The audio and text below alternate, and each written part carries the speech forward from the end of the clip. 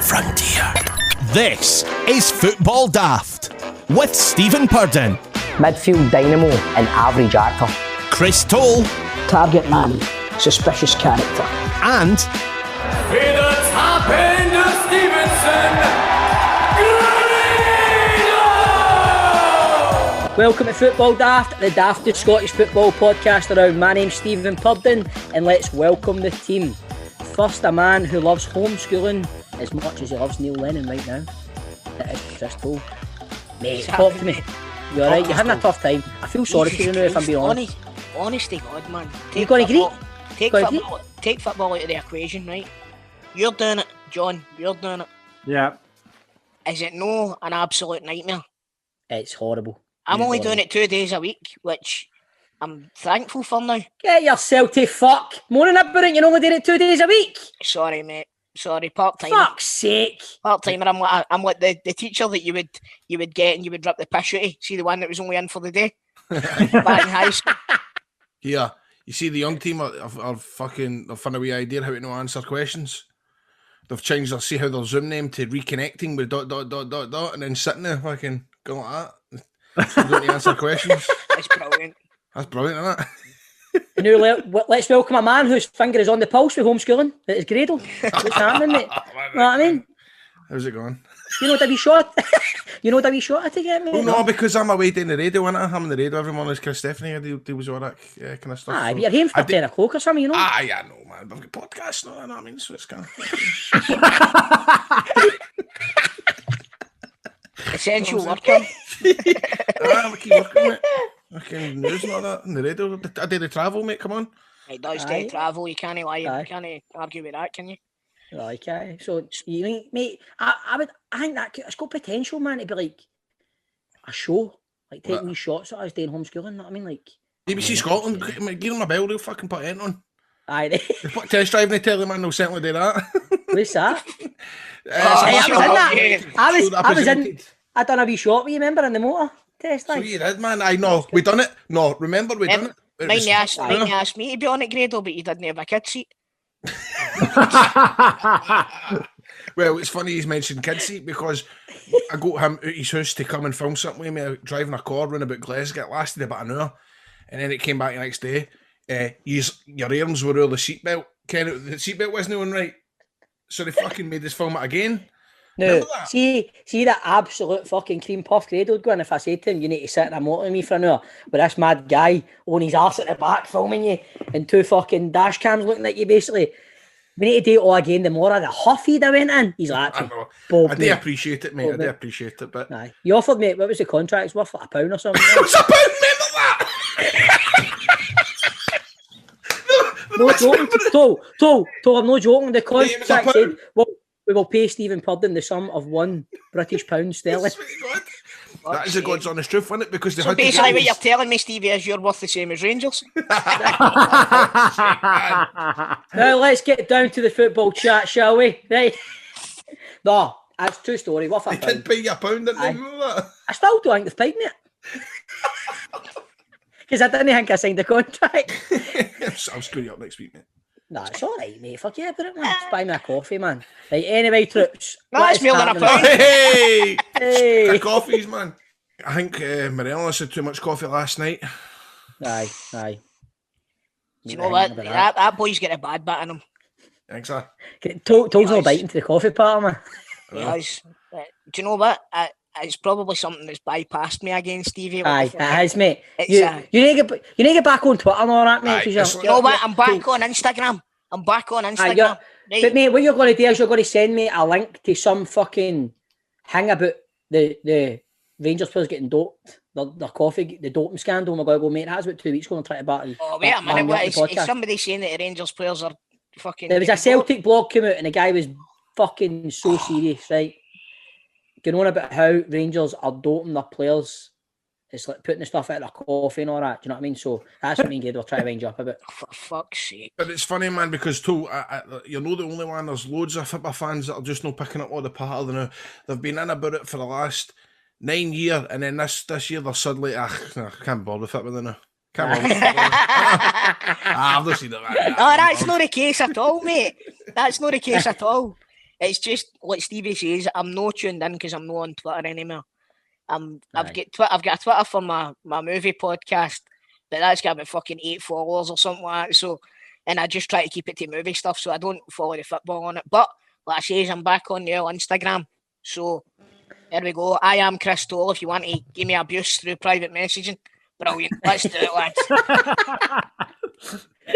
Right, so we are recording this on the Thursday, the day after there was a full card last night. The old Rangers went to Hibs, 1-1-0. Celtic get their first victory of the year. How'd that go last night, mate? How'd you play? Stevie, it was like watching paint dry.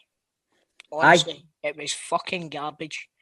The only player on the park that gets pass marks from me is Greg Taylor, ironically, somebody that I berate every time he plays. I thought he was excellent last night. He's been getting quite good. I've heard Celtic fans saying that about him quite a few times now. Like, I think it was at what game was it? The Livy game away. People were saying that he was good, but I never seen it in that game, to be honest with you. But last night I thought he was really good. I thought he had a great game. Well, he's got a victory, mate. First of the year. He kept a clean sheet. Duffy was playing clean sheet as well. Know what I mean? What about the goalkeeping situation? Who was it? Was it Scott Bain last night? It was Scott Bain. He kept his second ever clean sheet as a Celtic goalie. You were saying that fair earlier on, fucking his second clean sheet this year. I mean, sorry, I'm saying that the only person that gets pass marks is Greg Taylor. Sorrow was outstanding last night. Did he not get man in the match? He was outstanding, and he gave an interview after the game. He's like, all he kept on saying was, "I'm sorry, I don't speak English." It was fucking hilarious. it was brilliant. Do you know what I mean? I've got a stat for you as well. Do you know that was Celtic's 33rd different starting 11 this season? 33rd different starting 11. Wow. And we've only played 32 games. No, it's that tells you all you need to know about the manager. He doesn't know his best team. End of story. Grado, watched the Rangers game last night, would you? I sure did, man. I sure did. Well done, Rangers. I thought it was. I thought the first half a wee bit shaky. The first half, I thought Hibs were the better team, had the better chances. Second half, it was one of the games. It was like Motherwell can't wait to half time, so they come out a different team, and they did come out a different team. Folk Kamara was shit hot. Oh, sensational. Some of the wee bits I play a football, man. Oh my god, man, this is superb to watch. The one for Kent's shot where he's done a wee fucking turn on a sixpence, man. Fucking right round, down with the ball, wee 1-2, boom, right across. Kent hit the shot. What a goal that would have been. It's superb, both, honestly.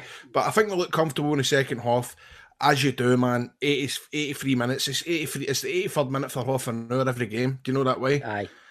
You just kind of get used to these 1-0 victories, you know, because we've been stung in the past. But it's brilliant that, and you could say that last year we might have 10 free points for that game. So we're just so much more organised this season. We know what we're doing. Right. Everything is organised.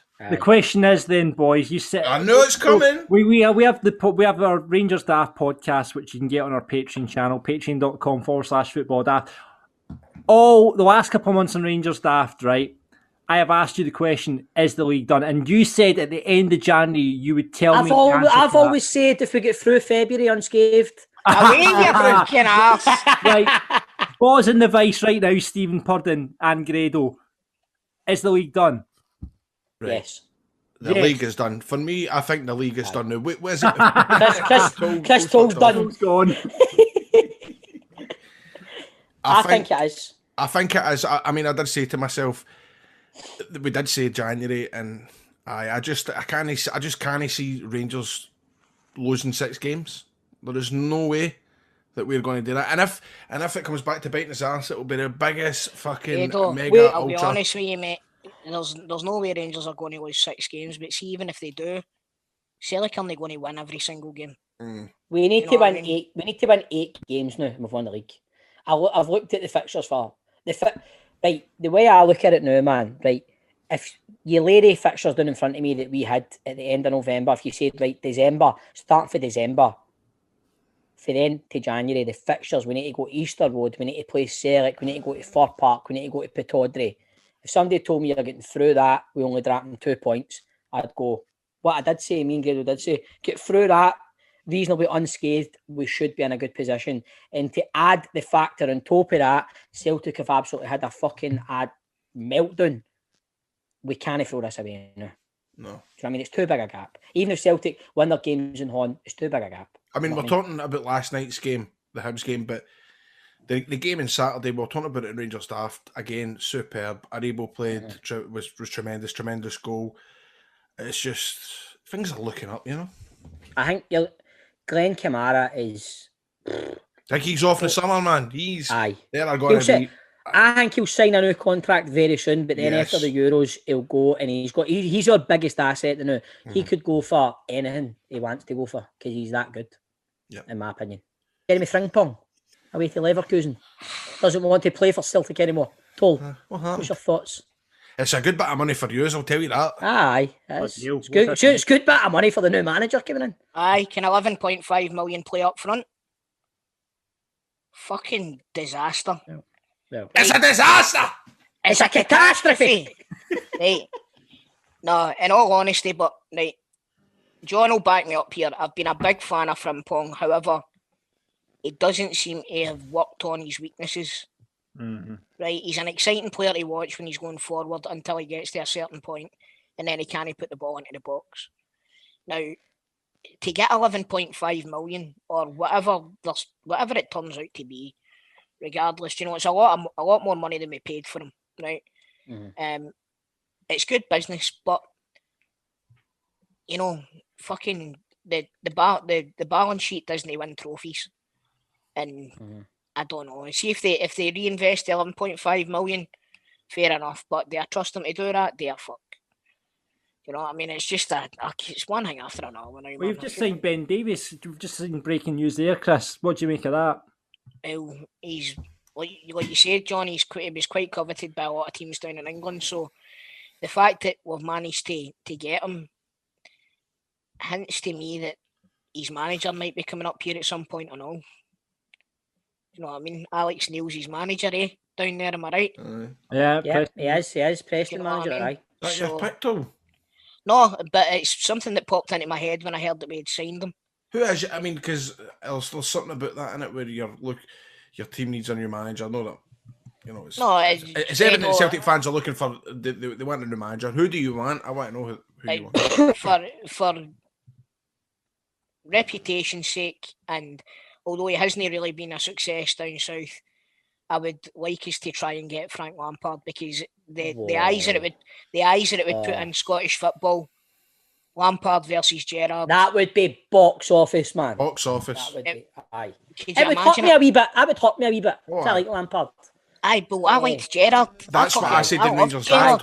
That's what I said in Rangers Daft. I goes, Exactly it's what funny Grego that said. because, do you know what I mean? Celtic fans are like, fucking Gerrard's, he a Celtic man, and it's like the way Rangers going about Lampard. He's a Rangers man, so you're right. It'd be fucking interesting. Can you imagine them? The fixtures getting released, right? Two managers standing there. The trophy in the middle with the red, white, and blue ribbons because we've won it. So it's standing there, and Like Lampard a and WrestleMania Gerrard poster. standing there. It's Lampard and Gerrard, and then you've got wee Martindale at the back. Because his team have came second. Just sign Niall McGinn. No, but I think that would absolutely fucking... That would be everywhere. It would be worldwide. It would be worldwide. It really would. Right. Obviously, it's a shot in the dark. You don't know how it's going to turn out. He done quite well for Derby. He did. He done all right with Chelsea. See, when you think about what he followed, he done all right with Chelsea. But Chelsea, like Steven Gerrard said, they're far too quick to pull the trigger. See, the thing is, right, I say to my mates, they are fantasy football and all that shit, right? And we sit and talk about Chelsea, Man U, Arsenal, whatever, start the season. This was Lampard's biggest test, because last year the transfer ban was in place. He bled through a lot of youngsters. Mount became a bit of a player. Hazard had just left. He was on he had a free hit almost. Aye. He was always going to be judged by Abramovich when Abramovich is went, right, there's fucking X amounts of millions to go and spend. And I just don't think he's experienced enough at that level to go that amount of money and the big pedigree of players that were not coming here. And I'm gutted it didn't work for him, but I just think this was always his biggest test. And Abramovich, he's fucking sacked better managers than Lampard. Know what I mean? So he's always going to do it, man. That's true, but he sacked better managers than Lampard, but he's not sacked anybody that's got the connection to the club like Lampard has. No. But that shows you how ruthless he is, mate. Mate, Do you know listen, you don't become a billionaire by, somebody says, it's not called show friends. Show friends, brother. Exactly. It's a bit like, could you know what I mean? It's like loyalty. No, loyalty. What's the word I'm looking for? Like, a connection to a club. It means fuck all. At the end of the day, no loyalty. It's business, no pleasure, man. Aye, like, and I think some Celtic fans will probably look at Lampard and go, well, fuck, they can do it. They can sack a manager that's been voted their best ever player. And you look at Lennon at Celtic, there'll be a lot of fans going, do you know what I mean? That's what we I think I've seen somebody saying that the other night, man. That's true. It is. See, like going, I think somebody commented a Celtic boy a follow on Twitter said, blah, blah, blah, look at that. What Chelsea's just done. Celtic fucking take heed. Do you know what I mean? For me, it's a perfect job for Lampard as well. Do you know what I mean? See if he can come in, steady the ship, and after a couple of seasons have his back up there. Like, you know what I mean? Like, build his own team. You know, because steady the ship. Aye. I know, mate. Let Neil go upstairs. He'll go upstairs. Upstairs, just a pair of stairs with nothing else at the end. Just let him fall. Let him fall right after, fuckers. Get up to fix the disco light. What did you make of last night with Morelos? Did you see the alleged stamp? Alleged stamp. What? It's not that. What? Did you see it? Right, it's just it's a sending off. 100%, it's a sending off. Right, you can't deny it. Sending off. Fucking Duncan Ferguson done jail time for less. We need to see. It's fucking. As soon as that happened, I went, I'm going to see this all night now. I'm going to see this all night. Andy Walker and Ian Crocker, honestly, they couldn't have had a bigger hard-on for Andy Walker game. Hates Morelos, doesn't he? Listen, I don't mind listening to Andy Walker because see, at the end of the day, calls it as is. He's no fear to say anything about Celtic, but Crocker, man, he was fucking when they drop it. Crocker kept when they drop it, and you think of the elbow.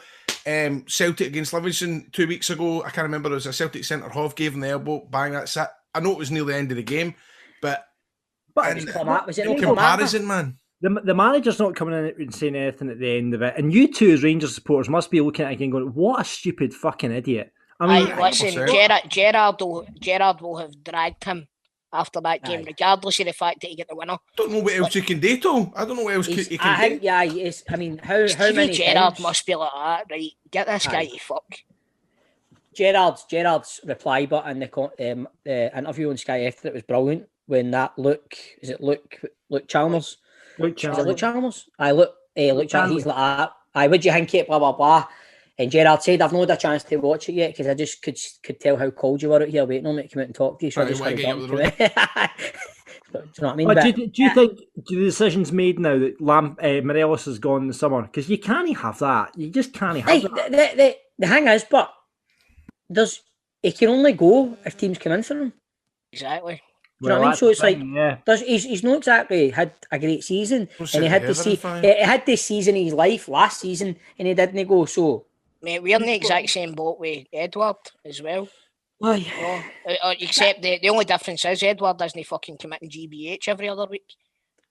But we might be talking more about this stuff on the open line later. But on the show today, we welcome a man who's made over 300 appearances for Aberdeen. It's Niall McGinn, plus another contestant on the Player Profile Playoff. And on the big question, we're asking, what's the best celebration? Football Daft with G4 Claims. Been involved in a road traffic accident? Call them now on 01698 767 172. Right, a man who knows all about road traffic accidents because he does the travel on Go Radio in the morning. It is our man. It is Grado. And also about the roads. Also spent 10 years in the fire brigade as well, dealing with road traffic collisions. Remember, everybody. So, what should people do if they're involved in an accident, Grado? Remember, if you've been in a road traffic accident and it's no your fault, G4 Claims can make it easy for you. They can provide you with complete accident management support that you require. They're going to recover costs from the at-fault party. Listen to this. They're going to sort you out with a vehicle, a like-for-like vehicle replacement. And they're also going to organise your vehicle to be repaired at one of their approved body shops and returned to your house. Should your vehicle be deemed a write-off, unfortunately, for that, well, they're going to recover their costs, the pre-accident value for your car, and they'll write you a big fat check. And best of all, it's not going to cost you a penny, because they charge the at-fault insurance. That's what they do. If it's not your fault, don't go through your insurance company. Don't use your no claims bonus. Go to G4 Claims. They don't cold call you. They don't buy data. And once you've processed your claim, your insurance, it's remaining unscathed. And the best thing is Nicole and the team over there, they won't take your case on if they don't think they can help. So, if you've been in a road traffic accident or you know somebody that has, get on to G4 Claims on 01698167172. That's 01698767172. Get them at notfaultclaim.com, or you can find them on social media at G4 Claims Limited. G4 Claims, Not at Fault Claims. Made easy! Let's start the show. Football Daft with G4 Claims. Find them on Twitter, Facebook and Instagram at G4 Claims Limited.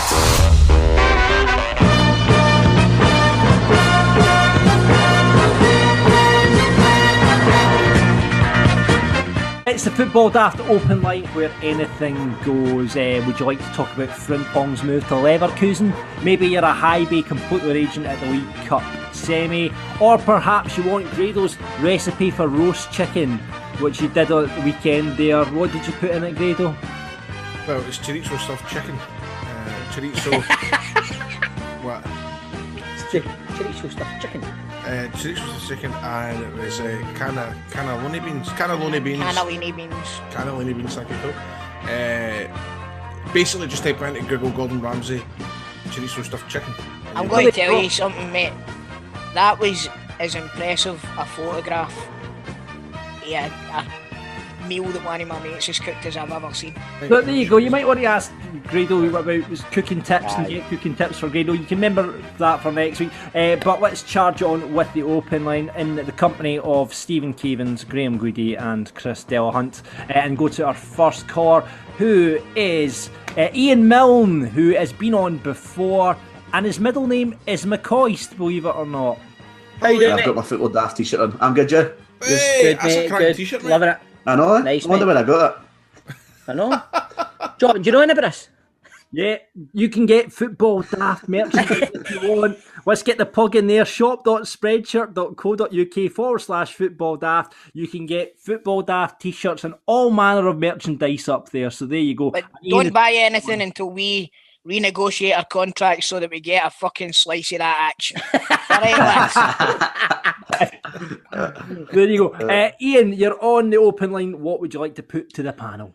Right, I've got a question for the three each of you. I'm going to go for Chris first. Chris, what do you think of the current goalkeeper situation at Celtic? I'm like, obviously, just before the Old Firm game there, Barkas wasn't in the team. I think it was Hazard that was the goalkeeper.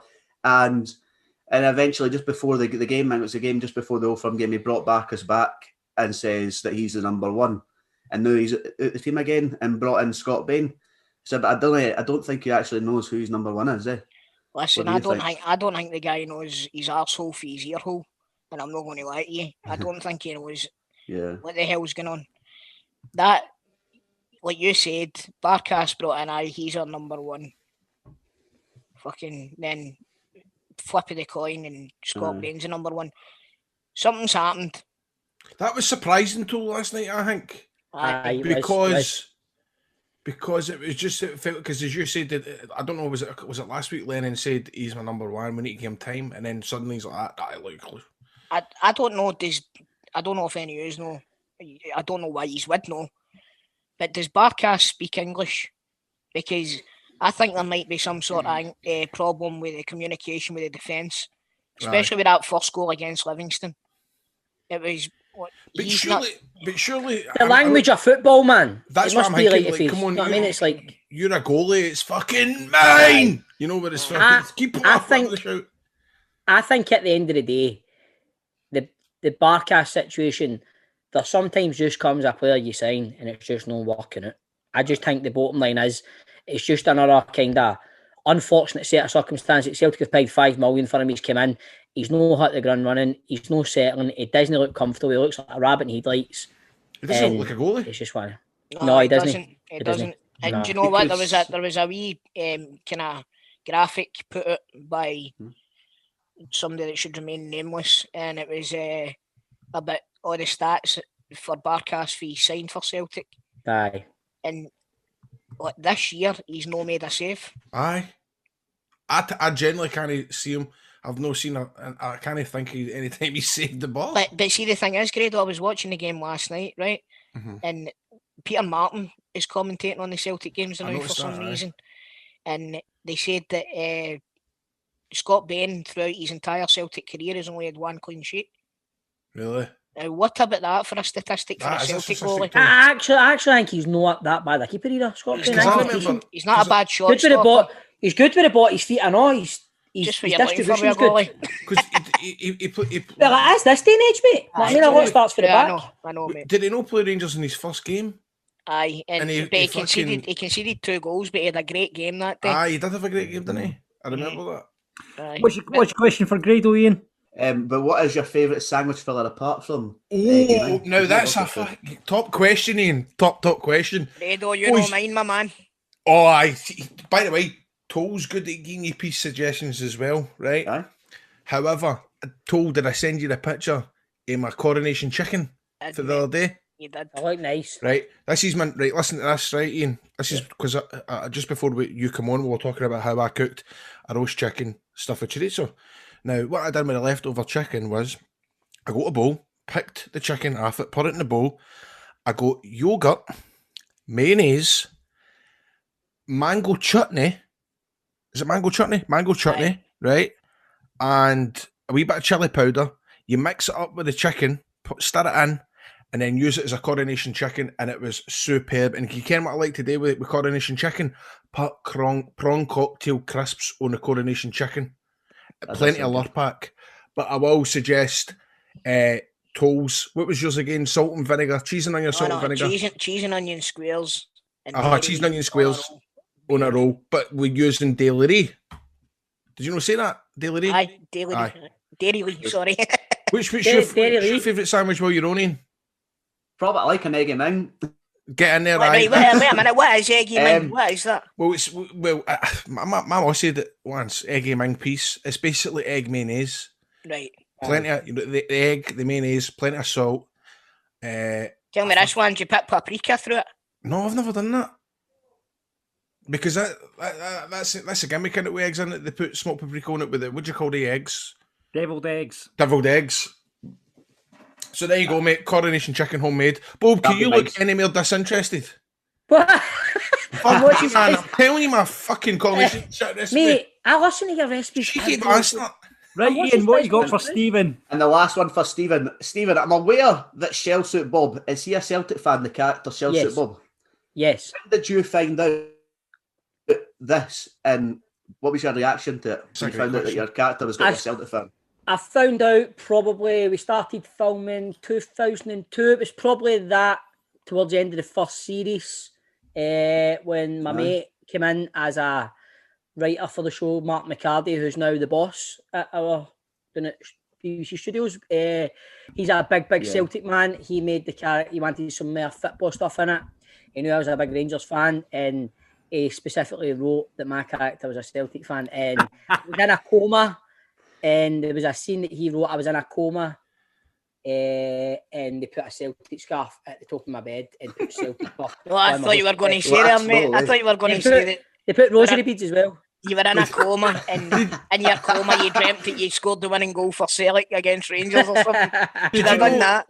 Did you know years ago? I remember you saying on River City, "Oh, I just like the King of Kings, Henrik Larsson." King of Kings, Henrik Larsson. You said that. In my garage, there's. Every series we go back, so we always have a break in filming. Every series we go back, new things pop up in my garage and in my house and all that. So Bob's now got a Celtics #1 fan mug. He's got a portrait of Henrik Larsson up in his garage. So you need to get Shane Duffy up there.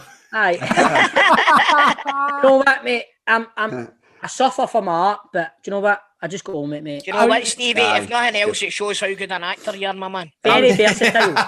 Very versatile. For a BAFTA for that acting performance. I've got one, mate. I've already got one. It's on my water. Oh, there you go. There you go. But Ian, thank you very much for coming again. Let's move on to our next caller. It's Billy Stevenson. How you doing, Billy? All right, how you doing? Good, mate, good. Welcome to the open line, Billy. You're through to the panel. What would you like to say? Oh, hold on now. You've probably had this 100 times, but you're the double of Keith Lemon. If he shaved his head, maybe aye. No, obviously apart from the baldy head, aye. But do you know how you were on Rangers Daft, weren't you, Billy? I was in Rangers Daft, aye. Aye, that's right. You're good on that. You're good on that, so you are. Well, come on, man, John. John, you might be driving. The host of this. Okay, hold on. You're through to the panel, Billy. You've been on Rangers Daft before. What would you like to say to the boys? So my question is, in the last 20 years, what ex-player would you want in your current team today? And what player wouldn't you want? Well, there's plenty of them. What player I would want for the past 20 years? What players I wouldn't want? Wouldn't you want? I can answer Darren McGregor. I wouldn't want Ian Black back in the team. For the me, past 20 years. Yeah, last 20 years. You're talking the Avacat area after that. Are you only asking me two, man? We're getting a shot at this. Well, I say to ex-player. All right, I'll go for Henrik Larsson then.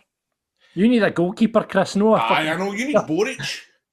Oh, do you mean right? What player would we have in the team now? Bobo Baldi. See, I think this is a hard one. I think for us because we're so organised, and you think who would do better? I don't think there's a better right back. I don't think there's better left. I don't think. I'm going to go with Barry Ferguson. Do you need midfielders though, Stephen? Well, I don't know. I'm thinking a winger. What are you talking about? Barry Ferguson walks into any fucking Rangers team ever. But nah, I was going to say Neil McCann. Nah. You've got fucking Ronald De Boer, Frank De Boer, fucking all these people, and Lorenzo Amoruso, folk like that. Do you know, all right, he's doing all right in defence, but again, Amoruso's 100 times the player that fucking Goldson or Big Helander is. Don't know about that, mate. It's, Toe. You've had your shot. Just you. It's your shot. Sorry. That's a very good question, man. That's a good question. Right, Ian Black, I don't want. Right. Listen, I don't have any specific one. I only say Darren McGregor because we were playing him last night. I'm just saying that because as I was saying that last night, I was giving all that. How you ever play with Rangers and this shit? There's too many that give me the fear. There's just some players that you think of, your Cardosos and all that. I went back and watched the Motherwell semi-final and he got his nose broken, and it was just giving me the fear looking at the folk that were in the park. However, I'm still going to say Barry Ferguson. I would like to see, because I liked it when Fergie and Davis played with each other. I'm going to say Barry Ferguson. Right, easy now. Maybe Jelavic. Oh, that's a good shout. Jelavic. I'm going for Jelavic. What were you, Billy? My player, Michael Moles. Good shout. Good shout. Michael Moles. And one player I wouldn't want. There's that many, man, but Franz Jeffers. Franny Jeffers. Ever we signed him, man? What a fucking anticlimax that was, man. Franny Jeffers, man. He never scored, didn't he? No. Fox in the box. I don't think he couldn't was in the box at any point in his Rangers career, was he? Did two of you answer two you wouldn't bring back? Evander Snow. See you later, Evander. Off you go, son. No, in fact, you know what? I'm going to change that. Willow Flood. Right, Billy, cheers, mate. Good questions, mate. I'll just keep driving this because John's like, I'm mute today, man. I know, man. See you later on, my man. Right, see you later. Right, see you guys. Bye. See you later, Billy. So that's it for this week's Open Line. If you want to come on next week, best bet is get signed up to Patreon, patreon.com/Football Daft, or get on our Twitter and maybe you want to ask Grado about more recipes. Football Daft's big question. Some cracking football celebrations. We're going for Roger Mia's wee fucking samba dance in the corner at Italia 98. Jurgen Klinsmann skating along the fucking pitch like a man possessed after being accused of being a diver. Right, so what's the best football celebration that you have seen, lads? Right, mine's isn't a player, it's a collective effort. Oh, I know what you're going to say. And it was when my team, Glasgow Rangers, 1999, done the huddle on the pitch at Celtic Park. That's my favourite celebration. That wasn't a damn it, it says football celebration. fuck. I mean, but that could have easily been slotted in last week. It was shithousery, couldn't it have? Aye, could have been. Right, Aye. Since you've went that way, I'm going to say, smell the glove. What was that? Rangers beat Celtic at Parkhead once, and the story supposedly goes that Andy Gorham farted into his glove and chucked it into the Celtic dressing room and said, "Smell the glove that won the league." Did Gorham not talk about it on the show? I can't remember. I wasn't listening. Mate, I think there's still a it's a bit of a myth. A spray paint at Rugby Park. I don't know if it's still there, but it was there for years. There was a smell the glove bit of graffiti. Surely they've gave it a lick of paint since then, Grado. I don't know, man. I don't know. If nothing else, Chris Boyd would have been out with a tub of Dulux and sorted that out, would he know? What about you, Grado? My favourite celebration has got to be when Chris Boyd beat Henrik Larsson's goal scoring record, because I think he scored 3 or 4 goals that night, or did he score 5? I think he scored 5. And he's run 7-1 or 7-2, and he done the Larsson celebration, and what made it even better as well, the Tannoy guy, I think the goal song at the time was probably something like One Step Beyond or whatever, but when he nailed the record, he played the guy played the One Step Beyond, and then he played the song, and he done the celebration, and I loved that. It was a great night that against Dundee United. Bougera scored an absolute fucking amazing. Mate, that was like a pure solo he ran for his own Hoffman right through. Mate, you actually went pure warm there when you were talking about that, mate. You were all like happy and all that. It was like because they played that was pure infectious the way you told that story there. You like that? Aye. Can we do it again? Aye, anyway, so the fucking punters have been in with you. some suggestions for this one. We've got John Monroe. Now, you're going to need to forgive me. In relation to Terry? John Monroe. That's that. You're going to need to forgive me because I know the tune that he's talking about, but for the life of me, I can't remember how it goes. Saturday Night Dance. That's it. Scotty Arfield. No, it doesn't say Scotty Arfield, alright? But actually, I know that song, mate. I know that. We've sang that about Scotty Arfield for years. Wickfield would be turning in a fucking grave. Right, anyway. Jimmy says maybe not the best, but probably the funniest was Kitspire for Newcastle when he went a bit crazy and started putting advertising boards. I remember that one. He knocked fuck out the fucking advertising boards. I love that one. Was that against Leicester, wasn't it? Can't remember who it was against. Think so. Fucking bonkers. Spearsy says this fishing one in Iceland. Oh, I remember that. Remember the guy cast the rod and the player that scored the goal was flipping about like a fish. And then they hold him. And then they pick him up and hold him. That was brilliant, man. Right. Remember that team played Motherwell in Europe, remember? And did they not do one where they built a big toilet out of players?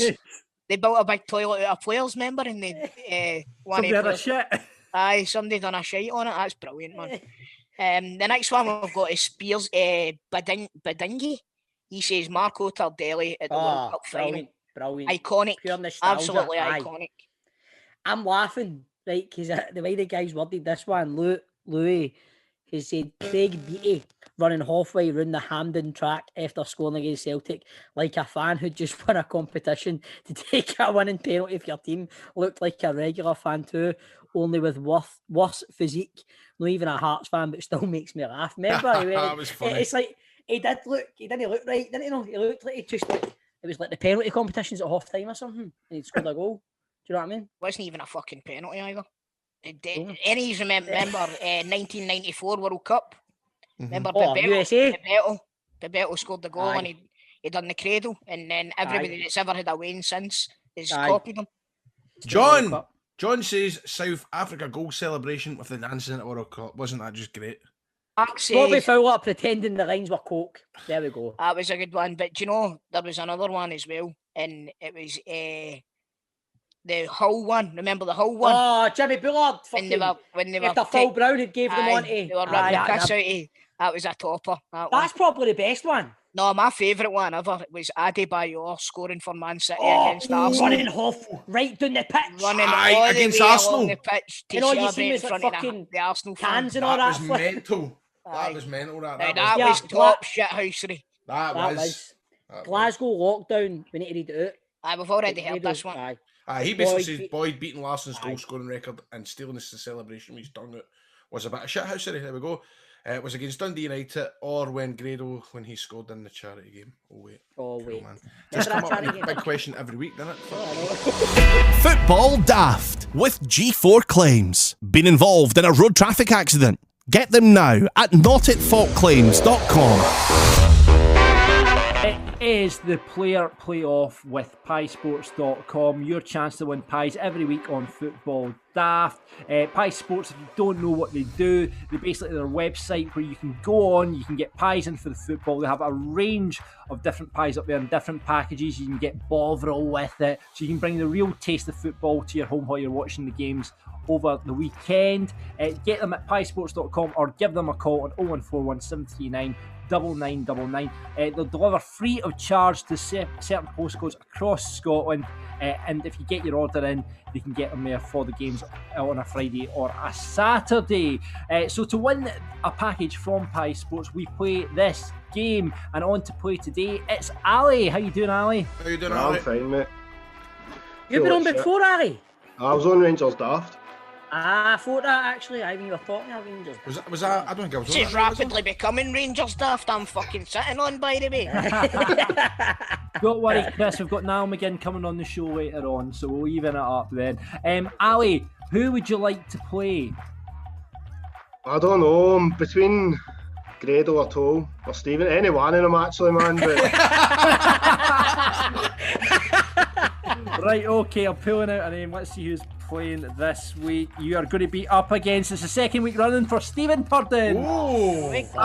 Let's see if we can get a Rangers player this week. That was bad last week, man. My mind goes a blank in this, man. There we go. So this week, better just I'll give him the pies and now, mate.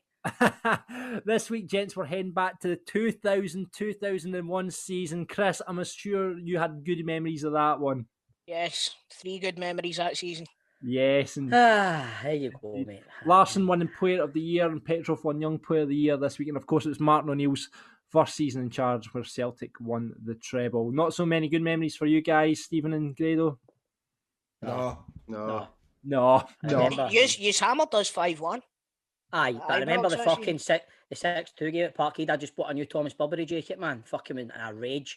Fucking slammed my mate's fence walking out the house and caught my Burberry jacket and ripped it and everything, man. Oh, no way. I watched that 6-2 game in a house full of Celtic fans. I watched it in a stadium full of Celtic fans. Well, we're heading back to that season, boys. I've got some players for you here. What's the person going to be, Stephen? Live it up. Live it up. Ali, what's your buzzer going to be? 55. 55. Chris is loving it this week. There we go. Right, okay, first. You're lucky you're not playing me, you bastard. That's all I'll say. Right, first player out then. You ready? Yes. Yep. This Belgian centre-half joined Celtic in this season from Roda JC for an undisclosed fee. Live it up. Stephen Purden. Just for Harren. Well done, 1-0. Oh, Bobby. Know the Celtic players better than you know the Rangers players, Stephen. Just go on, mate, John, please. Aye. I was very stressed. Last week was a very stressful day. Right, okay. Stressful day. Sorry. Right, next player out. Come on, Ali, you can do this. This was the last season for this striker in the Kilmarnock jersey after joining the club in 1995. Live it up. 55. Stephen first. No, I fucked it. It's gone. Right, Ali, I'll give it to you. I think I've fucked it. I know. I think I just said at the end what you just said, but I was going to say McCoist. So was I. It's wrong. I'll continue. I tell you what, since you both came in at the same time, we'll continue with this one. In that time, he scored around 60 league goals and made 150 appearances for Kelly, most notably scoring the winning goal in the 1996. 55. Oh, I know that. Ali. Paul Wright. It is Paul Wright. 1-1. Who managed for a bonus question, which junior team did he manage? The Buffs. Correct. The Buffs. There we go. I was diving right in with McCoist, man, then you said 95. I was like, fuck. I know, that's what I heard, and I was just It's funny because I was thinking Ian Durant. This could be the decider. Whoever Could be the gets this striker. wins the pies. Right, you ready? What's it? Yes. This forward was signed by Dundee United in this season from Oxford. Having previously made over 200 appearances for Morton before a move to Leeds, he returned to Scotland under Alex Smith. Ooh. A debut goal savaged a point at home to Rangers, although he would be sent off in his second game against former club Hearts. Who is that player? Blast from the past, legends right down Morton Way. Oh, Chris, you'll know this one because he played for Leeds. Can't fucking remember his name, but I don't think he got a Scotland cap, but he was on Bob, don't Google it, mate. I can see the reflection coming off your face. I'm not. Do you want to see what I'm Googling? I'm not Googling Ed. My missus is Right. fucking text me saying you're doing interviews. Right, he's ready. Well, I'll just give it to you, yeah, because it doesn't look like any he's going to get it. Paul something on it. No, Derek Lilly. Oh my god. Derek Lilly. I wouldn't have got that. These are both Rangers supporters, so it's going to be the fastest one in here. Are you ready? Yeah. This was to be this striker's last season in a Rangers jersey. In his first season, he won the domestic treble, finishing as top scorer with 27 goals. 55. Ali. Oh, fuck. Rod Wallace. It is Rod Wallace. Well done, mate. Well done, mate. Got in there. Brilliant. Well done, Ali. You win the pies courtesy of piesports.com where you can get your pies for match day. Thanks for coming on. Well done, Ali. Well done, mate. All the best, bud. Take care, mate. Football Daft with G4 Claims. Find them on Twitter, Facebook and Instagram at G4 Claims Limited. Right, tips. Let me talk to you about free trade, right? Investing is one of the best ways to grow wealth over long term. Am I right? I would say so. Don't know, mate, to be honest with you. Right. However, high commissions and clunky products from traditional stockbrokers can make it complicated for people to start investing. Meanwhile, trillion-dollar companies get built, but very few people benefit for that wealth creation. But free trade, however, free trade are on a mission to change that by breaking down these barriers and by opening up stock investing to everyone. While other brokers charge up to 12 quid for every trade, free trade doesn't charge any commission fees, so you can invest and keep more of your profits. And the award-winning investment app is used by over 250,000 people. It is FCA authorised and FSCS protected and lets you buy and sell stocks, ETFs and investment trusts, all without commissions. And free trade has been the winner of the British Bank Awards 2 years in a row, 2019 and 2020, for best online trading platform. I've got a feeling Cole's sitting there wanting to cut an EBT joke. Aye, I'm not getting involved in it. But the initiative design makes investing simple for any experience level, for beginners like ourselves, trips, and experts alike, like John. You can start investing from just £2, right? Free trade doesn't offer any speculative products such as CFDs, like spread betting, or products with leverage, and they don't do day trading. They're all about long-term investing with a transparent pricing model and no hidden fees or inflated spreads. Account types you can get, like you can sign up for a general investment account or a stocks and shares ISA, or sign up to Free Trade Plus with more advanced order types and a bigger stock universe. SIPPs, like their self-invested personal pensions, are being launched soon as well. Right, troops, don't forget, when you invest, your capital is at risk. The value of investments can go up as well as down, and you may receive back less than your original investment. And there's a special offer as well. You can go to freetrade.io/daft, and if you register and fund your account, you will get a randomly allocated free share worth between £3 and £200, such as Greg's, Rightmove or Apple. For more information, visit freetrade.io. Well, let's welcome the podcast, Football Daft. It's a man, he's made 300 appearances, over 300 appearances for Aberdeen after moving there for Celtic. After a brief spell in South Korea, he returned to the Dons where he still plays. It's Niall McGinn. How you doing, Niall? Mate. Thanks for having me, guys. Thanks for having me. What's been happening? What's the goss? All quiet as you can possibly imagine, but we're just quite fortunate that we're still able to train and play, which is good. So I'm more than happy at that.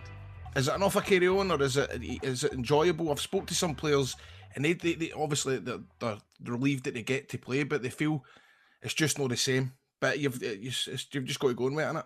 Yeah, no, it's, to be honest, it's definitely not the same. Like, for me personally, like, I just love playing in front of fans. I love going to intimidating atmospheres, grounds, such as obviously Ibrox and Hearts and stuff. I enjoy that, and I think players enjoy that as well. They get an extra sort of maybe 10% in their locker. But it's one of those ones you have to like say you're really enjoying it because we're still able to do it, which we are enjoying, but it's still not the same enjoyment as obviously having fans, etc., and just having your normal life.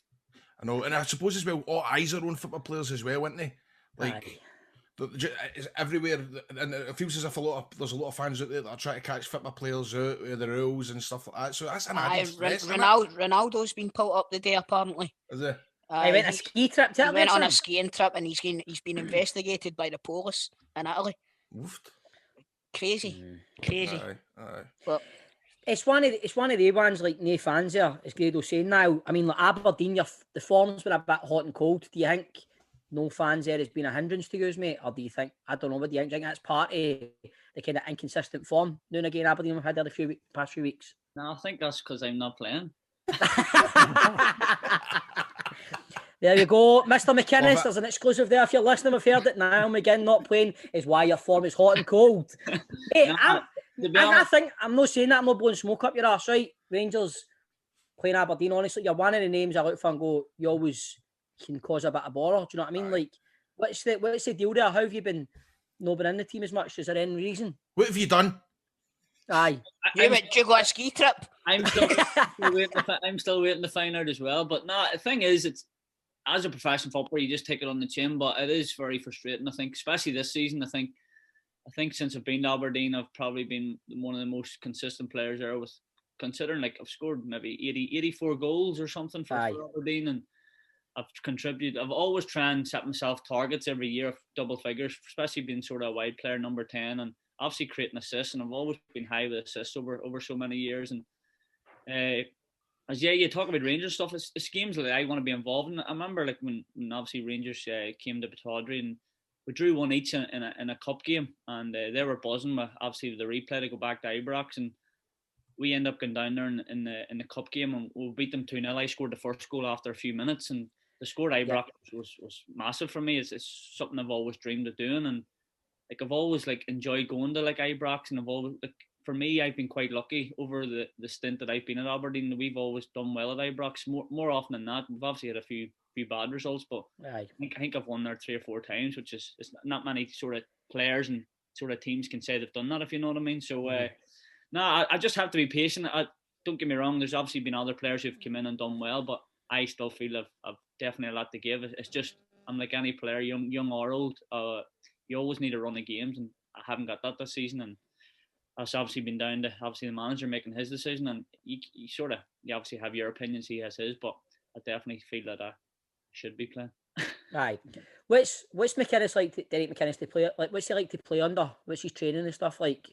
No, regarding him as a manager, I think he's definitely up there with sort of one of the best managers regarding of his just sort of his research and his build up to every team. He treats every team the same. His detail that he goes into regarding opposition is second to none. And now we'll work hard in the training ground on do a lot of 11v11 stuff. We do a lot of shape and different things, and that's shown like over the years with how consistent we have been of constantly getting into Europe, constantly getting the semi-finals, finals, winning that trophy early on in his stint. And now he's got a good backroom staff there as well, and he's been very, very lucky, I think, over the course of so many years. We've always had good players. Once good players have left, he's brought good players in, and I think probably one of my favourite teams when we were sort of, I think it was the year, I think Rogic scored at Kilmarnock. I think it was that year that we were really pushing Celtic. Rogic scored the winner and we slipped up with Motherwell, and I felt that year we should have probably kicked on, because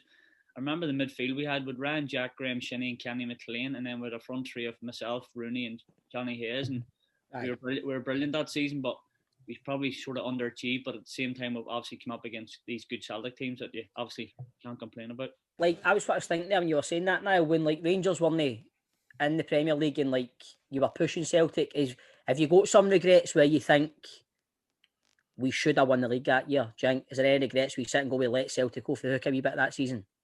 I think sort of in-house you have obviously different targets and stuff, and I think us as a group of players, we knew we were capable of pushing Celtic.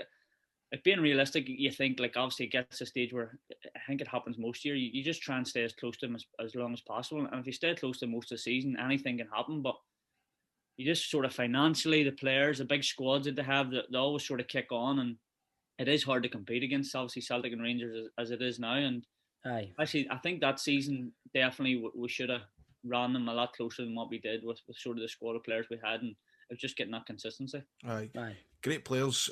Scott Wright being one of them. What's the crack with him? Has he been chucked out your WhatsApp group yet? He's still there. He's hanging on. What was the last thing he sent? He's got another one, but when he's all talk about him.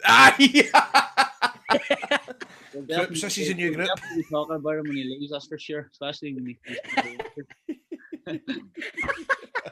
Now look, he was my boot. He was my boot boy when he first sort of came in around the development and like sort of coming into the squad. But he what he call it. He's a good lad, and it's good to see how sort of well he's progressed as a player. And Rangers are getting an exciting talent there, so it's one that for him personally, you're hoping he just kicks on and he sort of stays injury free.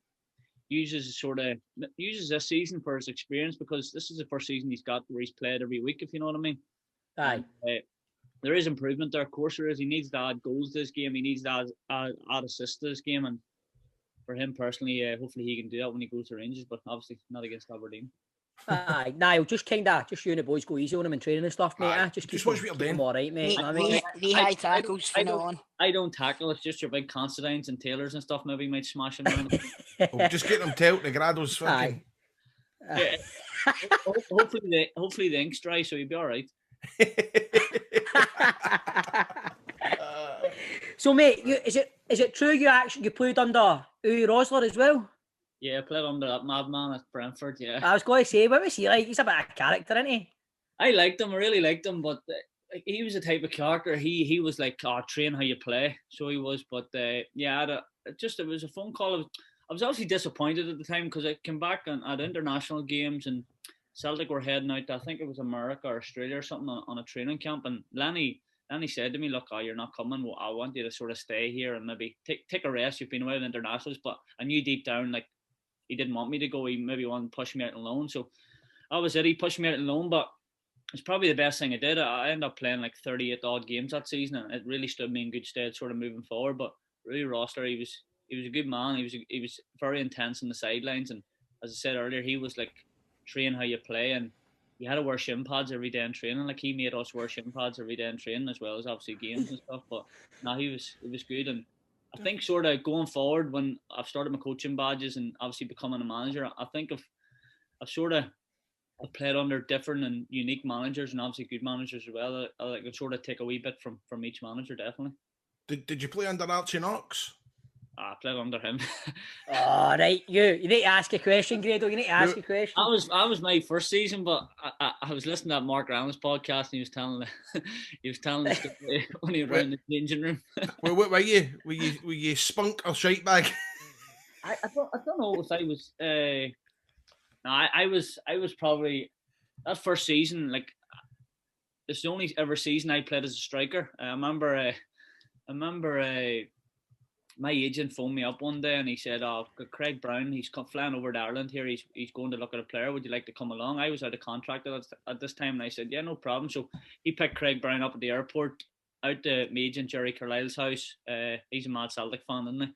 So back to his house, drove down to Dublin to watch this striker, and I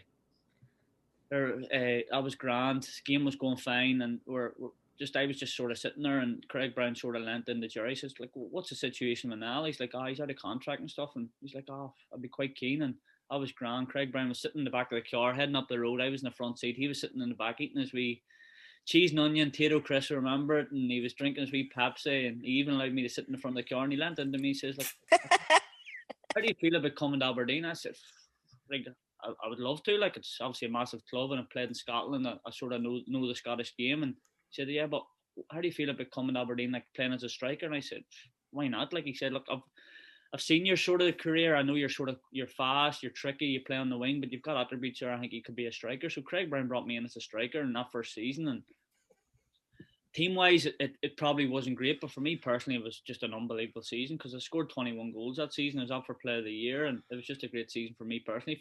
So for him to see me as a striker was just credit to him to bring me in and sort of get my career back on track again. But Archie Knox, he was brilliant. Like when I moved to Aberdeen, I ended up living in an apartment block where I was on the 3rd floor, Craig Brown was on the 2nd floor, and Archie Knox was on the top floor.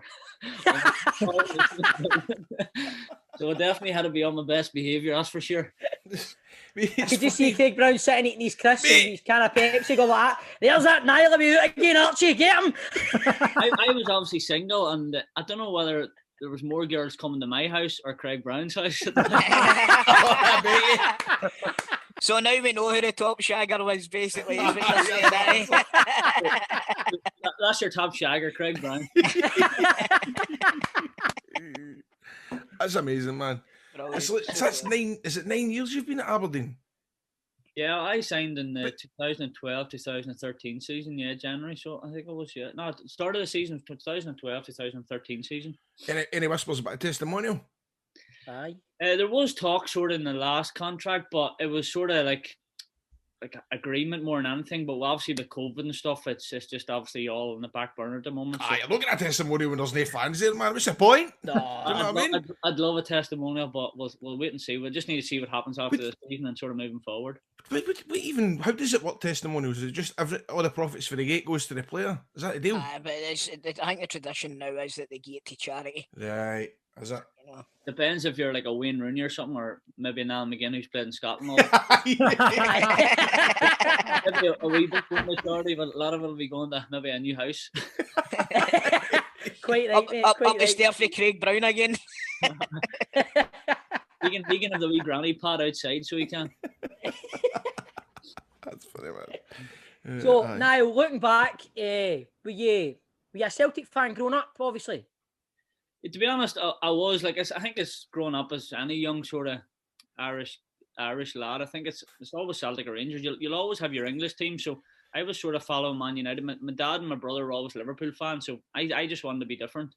And I was sort of Man United growing up. But regarding Celtic, like obviously, I was an Irish Catholic boy going to an all Irish Catholic school playing Gaelic football. I was very sporty and stuff, and I just like I did follow Celtic. I remember I went to games when I was younger, but it was always very intimidating. Obviously, going to games back then, like I would travel on the boats and stuff, and you used to have to hide your Celtic top. You couldn't show colours because obviously Rangers fans on the boat as well, especially Old Firm games and stuff. And I remember my first Old Firm game when Alan Thompson scored the winner at Celtic Park, and he scored an exact same goal that I scored my first goal into, which was just an unbelievable feeling, believable moment for me personally. And obviously, like it's crazy. Like now, when you look back on it, when you're growing up as a young boy, like it's any young boy's dream, obviously, to become a professional footballer. But you actually do become a professional footballer, and you play for obviously one of the biggest clubs in the world. It's just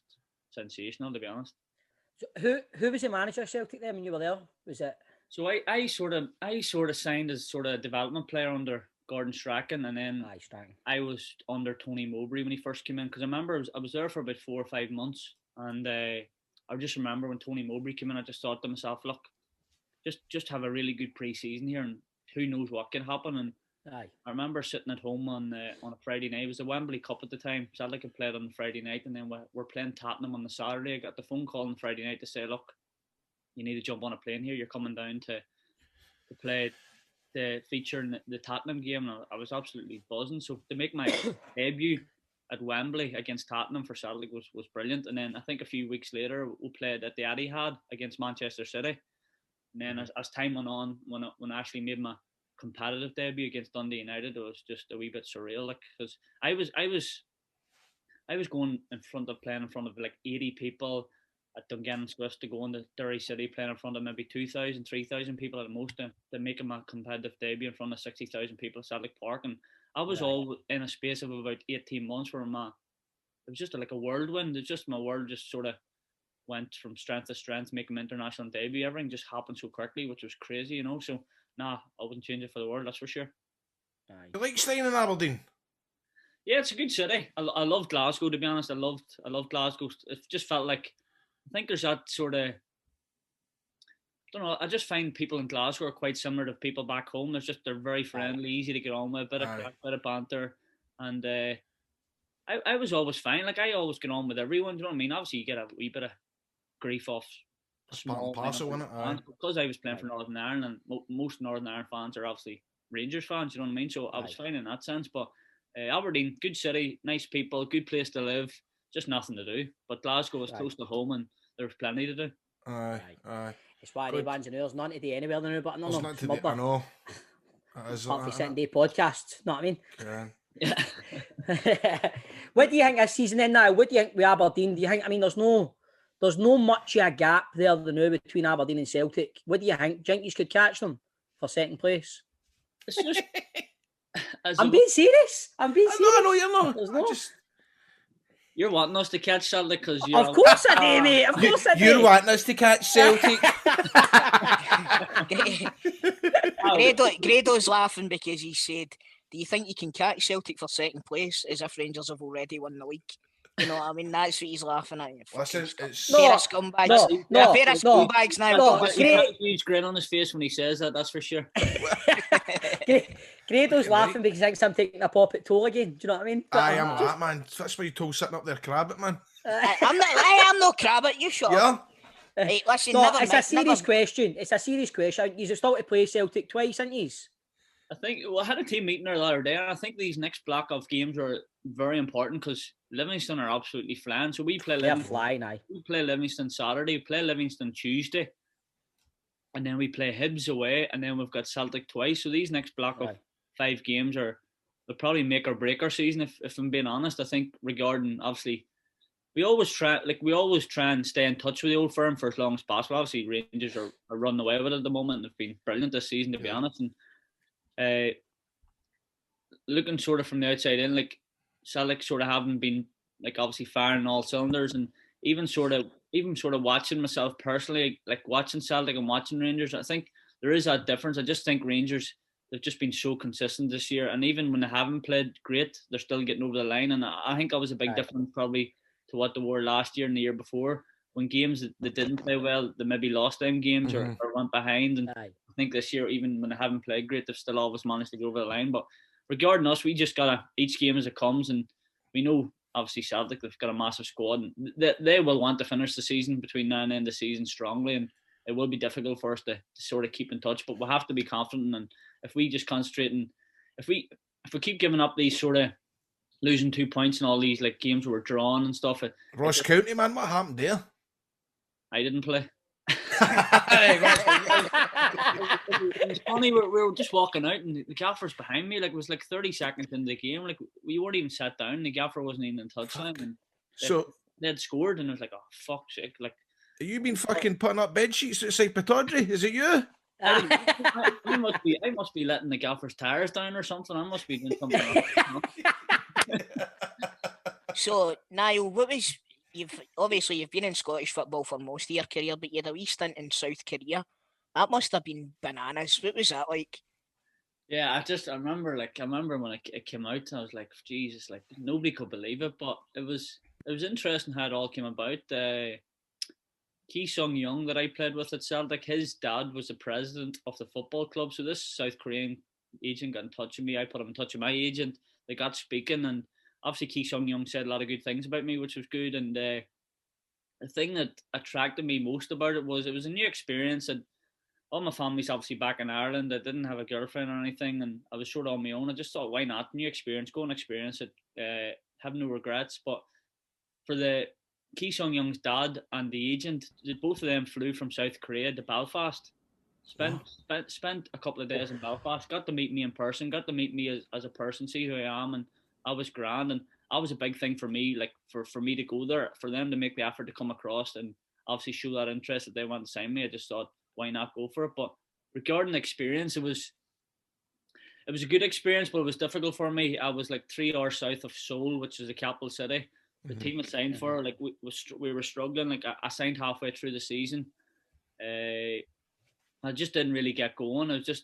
I think international football and club football were just having an effect on both. I was doing a lot of traveling back and forth, and jet lag was kicking in, and I was missing games through that, and it was just difficult. It was difficult all around. But I had my own English interpreter, so I was like Nakamura when he was at Celtic. So he just done everything for me. He was my best mate. So any problems or any issues, he just done everything. But it's definitely not a regret. I'm happy I went and done it and experienced it. And if I had went to like a better team, it would have been better. But talk of dogs, they eat dog soup in South Korea.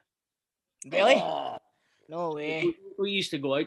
They're big on eating together, and like you actually sit on the floor. Like when you go to these proper Korean restaurants, you sit on the floor. Like my back was in bits, and I was up against the wall, and like went in, and I would go and eat like chicken soup, and you'd see like 5 or 6 of lads go into this other wee room, and they're eating like dog soup, and I'm thinking, nah.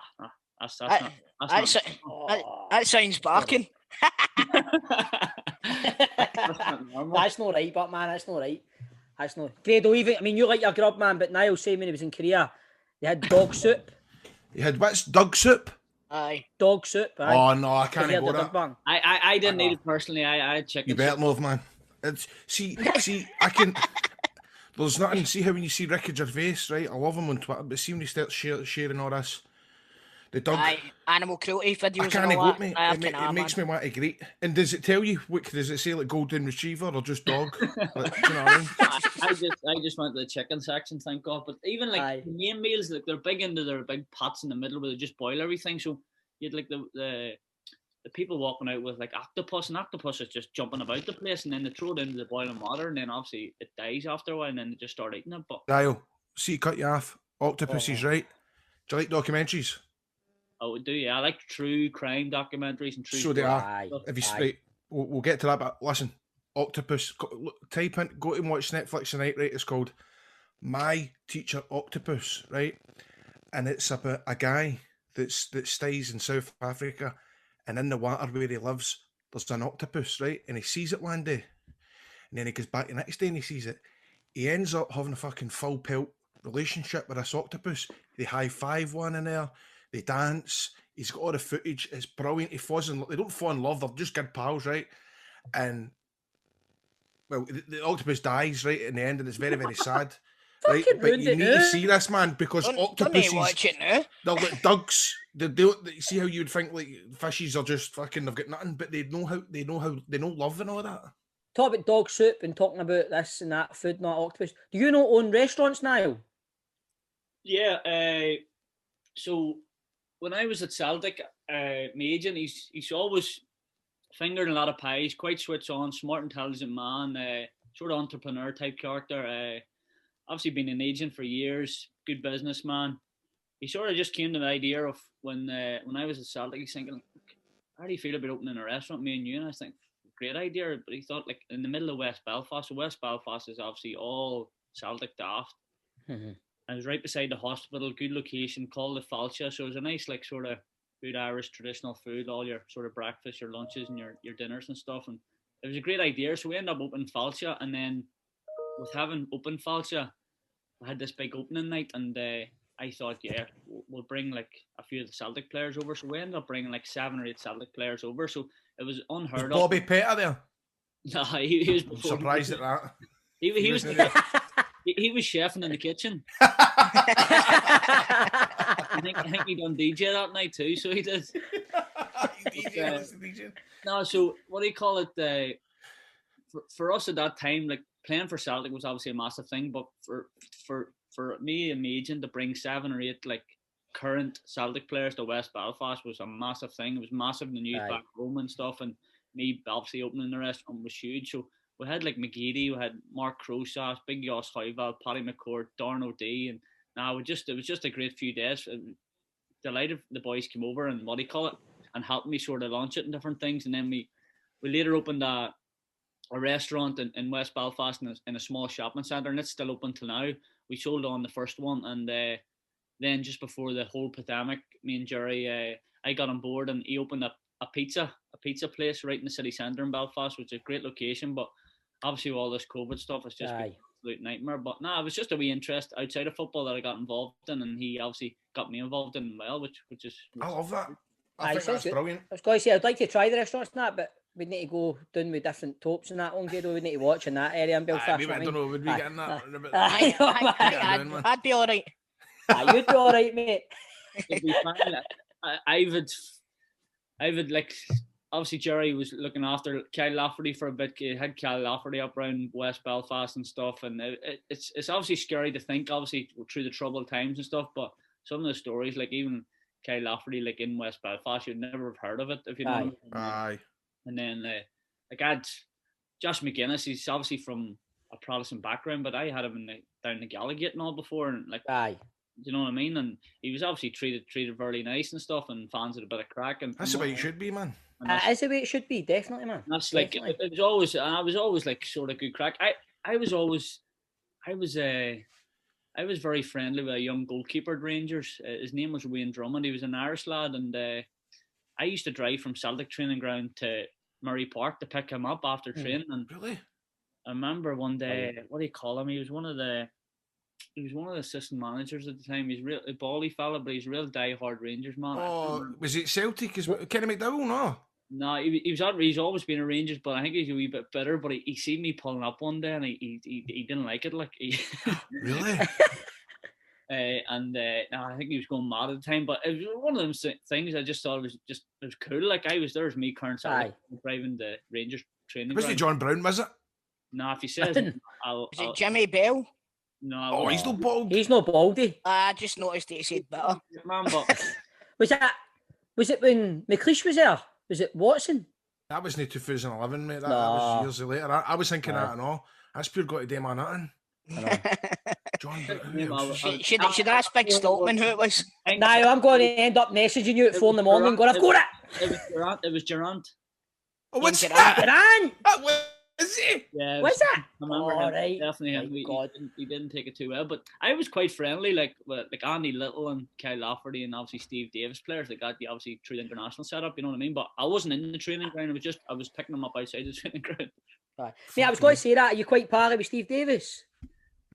Like obviously we've built up a good sort of like relationship over the years, but like he's always been in the Northern Ireland setup since I've been there. Right. And he's a brilliant footballer, and he's just so down to earth, and he just goes about his business, and he's someone you look up to. And for him to obviously still be like he's an example of like obviously age like isn't an issue, if you know what I mean. Like how easy he gets through games, how well he uses experience, and that comes with experience of playing in the Premier League, winning trophies, playing for Rangers, and what's he get well over 100 caps for Northern Ireland as well. It's just incredible.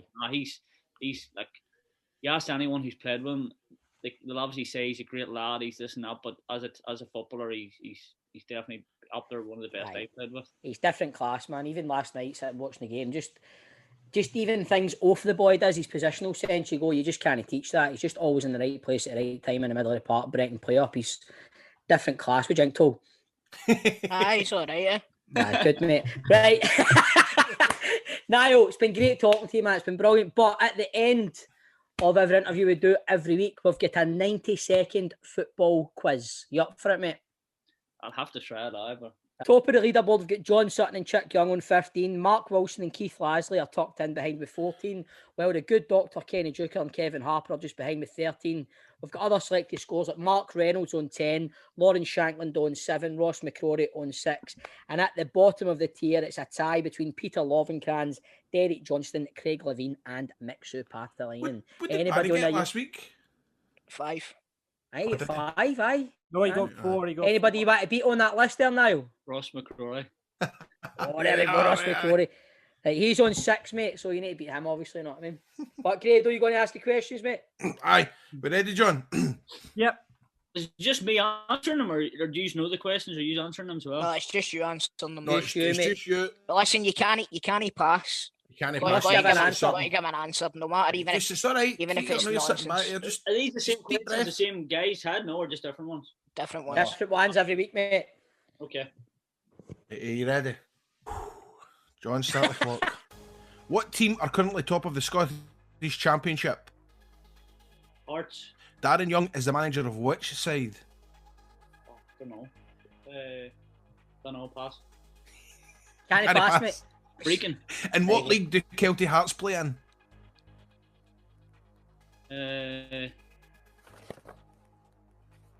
League 3, even though there isn't.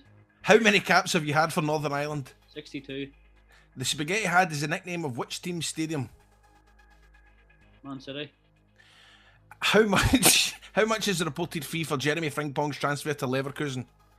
It's around 11 million, but it's like 11.12 or whatever. Who do Rangers play in the next round of the Europa League? Jesus. Benfica, even though it's not, I don't know. In what year did you sign for Celtic? 2009. What professional team play in Dumfries? Dunfermline. Who was the Celtic captain before Scott Brown? Darno D. Who was just been appointed the manager of Chelsea? What is his name? T. I just call him T, but I don't know. You scored your first Dons goal in a friendly against who? I don't know. My first competitive goal was against Motherwell, but who scored 2 penalties Time! I started. Let him answer the question. Right, okay. Started. Aye. Who scored 2 penalties against Dundee United in St Mirren's 5-1 win on Wednesday night? Graf. John, over to you. There we go. Over to you, John. How do you think you done it? Go through your wrong answers, Niall. I think it's a tight one between And Niall and Ross I here. don't think he heard one of the questions properly. So, right, the Spaghetti Had is the I said it too nickname. fast, didn't I? The Spaghetti Had is the nickname of which team's stadium? And you said Man City. Would you still say Man City? Daddy had, isn't it? Aye, but it's the Spaghetti Had. Whose stadium is referred to as the Spaghetti Had? I don't know. Right, we'll go through the wrong answers now. Darren Young Livingston. is the manager of East Fife. Kelty Hearts play in the Lowland League, which should maybe be known as League 3. 62 caps in Northern Ireland, you got that. Though I had written down 61 here. Spaghetti Had is Livingston.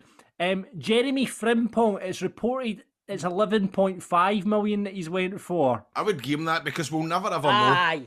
Do you want, right, the boys are saying we'll give you that, so we'll add that. It started like 11.1 or something, and then I started with add-ons and stuff. Aye. Listen, in Mastermind, you didn't get like points for just getting close to the answer. Do you know what I mean? I mean, see, be fair, John, in Mastermind, the people that make the quiz know the answers. You probably don't know the answer. Exactly. The reported fee. Reported fee. Okay, then I'll give you that. You could listen to Clyde and they tell you one thing, and listen to Go and they'll tell you another. Who would listen to Go? Rangers are playing Royal Antwerp in the next round of the Europa League. Queen of the South playing Dumfries, not Dunfermline. Celtic captain before Scott Brown was Stephen McManus. I'll give you TT because that's obviously how you know him. It's Thomas Tuchel, who's just been appointed Chelsea manager, and you scored against St. Pauli in your debut. Is that right? In a friendly St. Pauli German team. I remember. Was that not for Celtic? It was actually, yeah, St. Pauli, yeah. Well, give you that one because see, John, he's going on about Mastermind here, but he's fucking questions up now. I'm sorry. No, but the thing is, Niall, John's taking on a new job recently, and he can't juggle the two of them. He's burning the candles at both ends. It should be your first competitive goal. It shouldn't be like your first friendly game. Yeah, I'm giving Exactly. Right, in that case, you're beating your pal Ross McCrory. Ross McCrory is on six. I've beaten Ross McCrory, not my pal. I'm only joking. Well done, Niall. You scored 7 with all those gives. Well done, mate. Well done. Well done, mate. Brilliant, man. And once again, mate, if we ever get you on one of the live shows we do in the future, we'll have a better producer with us at the time. Really sorry about John today, right? Really sorry. And thanks for coming on. If your mind's puzzling you about the Spaghetti Had, it's because they get called it's a Tony Macaroni Because Arena. it's the Tony Macaroni Arena. I know it's Tony Macaroni, yeah. Aye, mate, but I know. It's like Grado's still trying to explain it, and Niall's just like going to me. I know it's a Tony pizza arena or something. No, the Spaghetti Had. Or the Spaghetti Had. Niall, thanks for coming on, mate. Thank you. Thanks very All much. the Niall. best. All the best, pal. Tell Derek McInnes get you back in that starting lineup, mate. I will do. Cheers, all All the the best. best. See you later, bud. Scott, I'll see him soon. Bye-bye. Football Daft with G4 Claims. Find them on Twitter, Facebook and Instagram at G4 Claims Limited. Guys, good show. Good show today. Good laugh. Brilliant. Now, tonight I'm going to be sitting down with a bowl of M&Ms. I'm going to put on BBC Scotland.